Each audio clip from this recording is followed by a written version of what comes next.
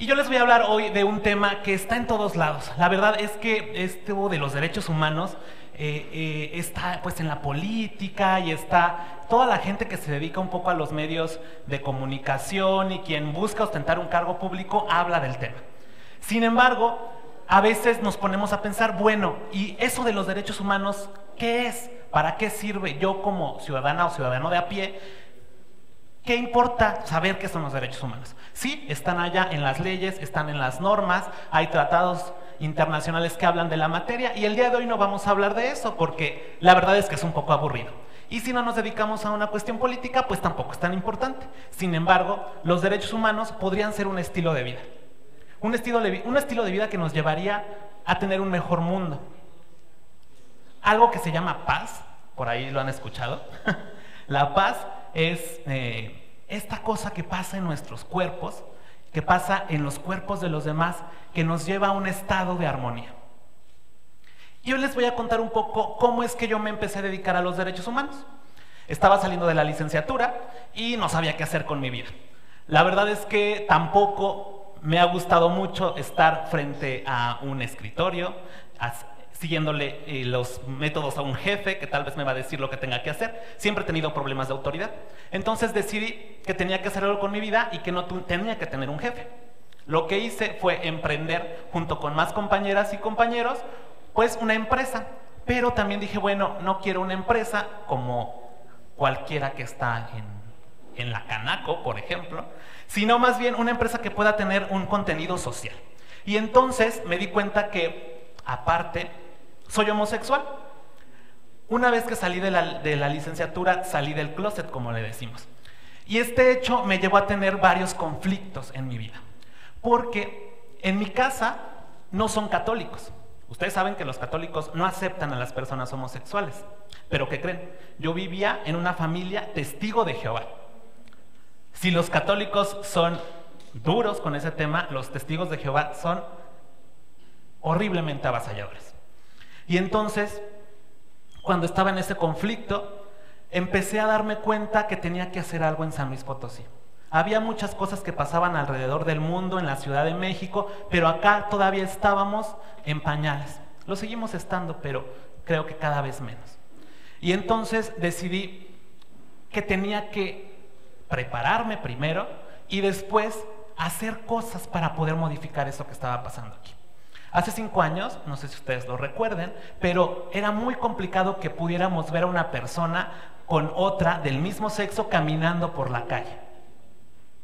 Incluso en las plazas comerciales, en los cines, no existían. Y decíamos, ¿dónde están? No, si aquí estamos. Sin embargo, estábamos escondidos en el closet. Y entonces decidí, junto con otros compañeros, que teníamos que hacer algo para salir a las calles. Y entonces recordé que hay un movimiento internacional que es el movimiento por los derechos de las personas LGBTI, lesbianas, gays, bisexuales, trans, que tenía más de 40 años.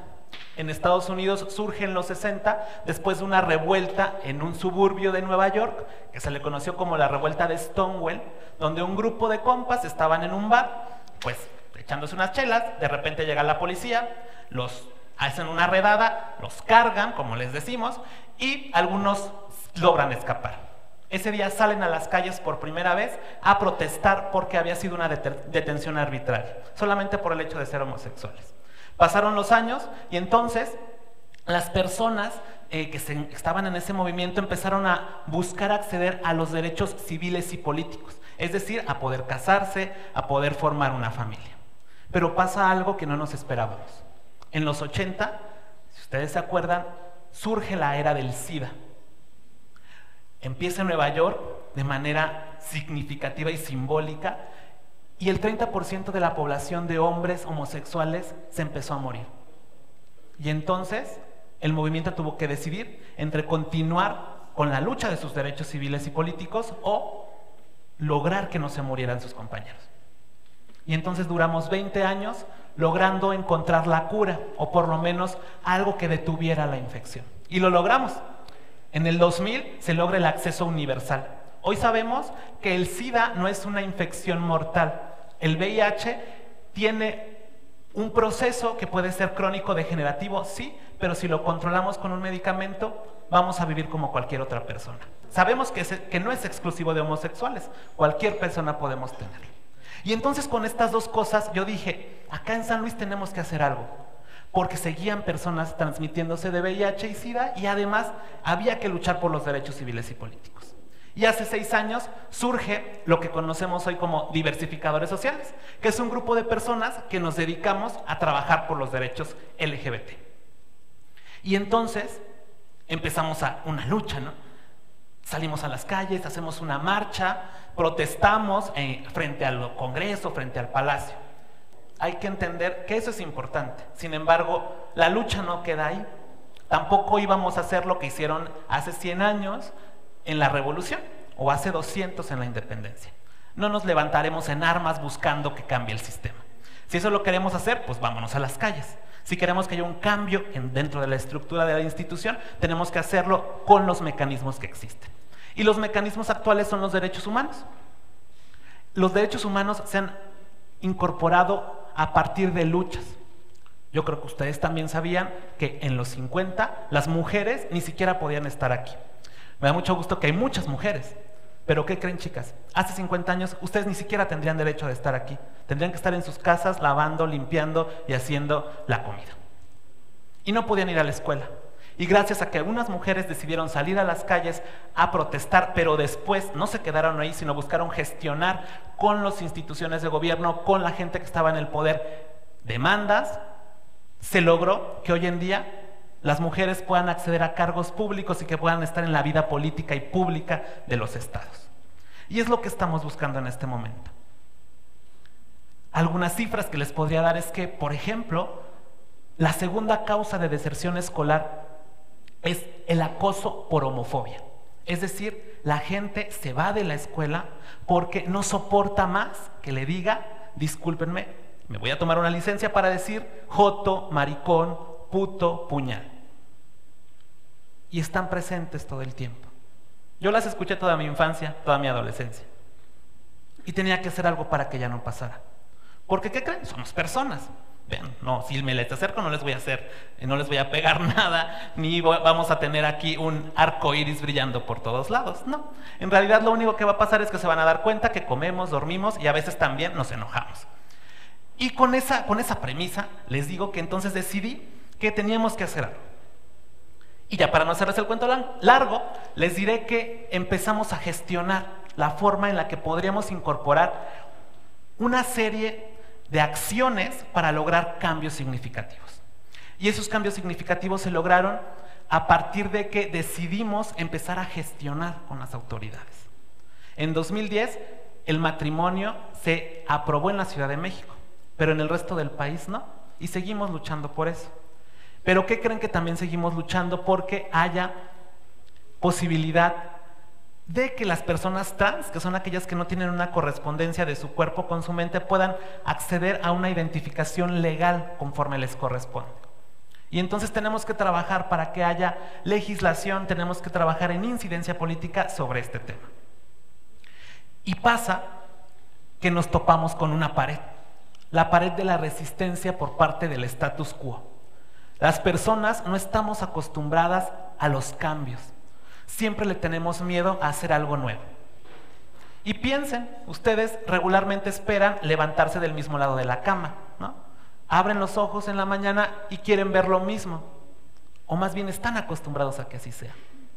¿Qué pasa cuando de repente decimos, ¿sabes qué? Ya quiero cambiar el orden de mi casa, voy a poner la cama acá, acá va a estar el buró. Nuestra perspectiva cambia, ¿no? Incluso nos levantamos con un ánimo distinto. Y eso es lo que tendríamos que pasar cuando estamos hablando de los derechos humanos.